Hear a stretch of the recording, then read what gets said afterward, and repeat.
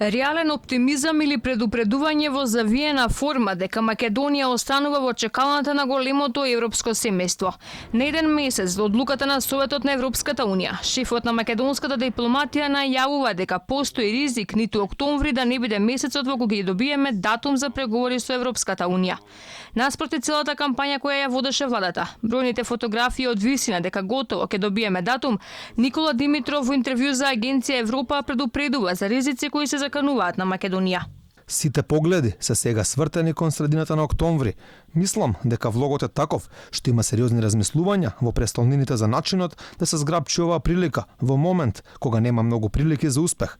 Нема да биде лесно за мене како министер да се вратам дома после октомври и да речам дека ќе одлучуваат идната година.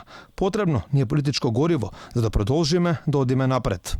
Министрот за надворешни работи во интервјуто од недобивањето на долго најавуваниот датум во јуни го правда со тоа дека министрите немале доволно време да го разгледаат напредокот во 4 клучни области кои се дефинирани во јуни 2018 поради кусиот рок помеѓу објавувањето на извештајот на Европската комисија и одржувањето на Советот на ЕУ.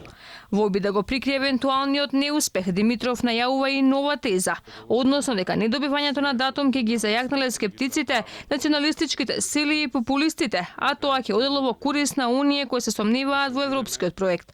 Запрашан што мисли за новиот предлог за комесар за проширување на претседателката на Европската комисија, поранишниот унгарски министер за правда Ласло Трочањи, Димитров наместо коментар најавува оти Македонија имала спор со Унгарија околу азилот на поранишниот премиер Никола Груевски, но требало да има соработка меѓу двете земји.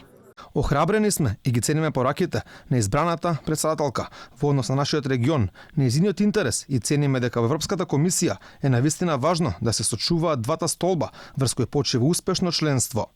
Инаку првиот дипломат Димитров и вице-премиерот за евроинтеграција Османи изминатава недела со набиена агенда во европските членки водачи пробуваа да ги добијат и последните симпатии кај меѓународните тешкаши.